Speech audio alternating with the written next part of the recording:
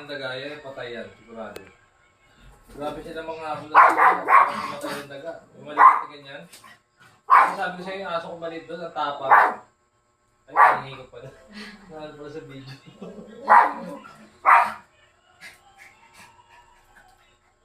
Ay, naku.